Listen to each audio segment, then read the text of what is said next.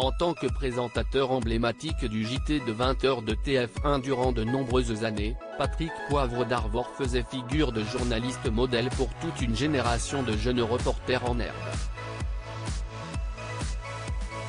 Évincé de la première chaîne en 2008, PPDA a poursuivi sa carrière sur les antennes d'autres médias, jusqu'à ce que Florence Porcel porte plainte contre lui.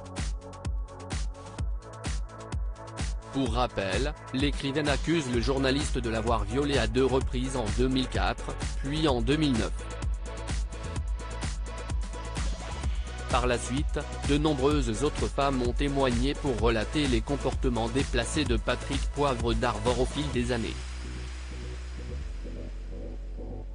Niant absolument toutes les accusations qui pèsent contre lui, l'ancienne star de TF1 a tout de même vu son image être sévèrement écornée dans les médias. La réputation de PPDA devrait d'ailleurs être à nouveau entachée par les dernières révélations publiées dans les colonnes du Parisien lundi 25 juillet 2022. Pour rappel, le présentateur s'est formé au métier de journaliste dans l'une des plus prestigieuses écoles du pays, le Centre de formation des journalistes, CFJ. Cependant, nos confrères du Parisien dévoilent aujourd'hui que certaines circonstances troubles entourent l'obtention de son diplôme.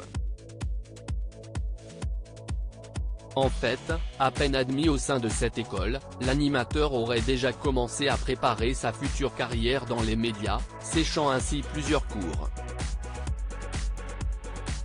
Patrick Poivre d'Arvor, jugé inapte à exercer le métier de journaliste durant ses études par ailleurs, au terme de ces 2 années d'études, Patrick Poivre d'Arvor n'aurait pas obtenu son diplôme de journaliste. Certains anciens élèves du CFJ révèlent que la direction de l'établissement lui aurait finalement attribué son précieux sésame quelques années plus tard, sous la contrainte de sa gloire naissante. D'ailleurs, le dossier de Patrick Poivre d'Arvor demeure encore confidentiel au sein des archives du CFJ aujourd'hui. Enfin, celui qui était le responsable de la filière radio de l'école l'avait jugé inapte à exercer ce métier.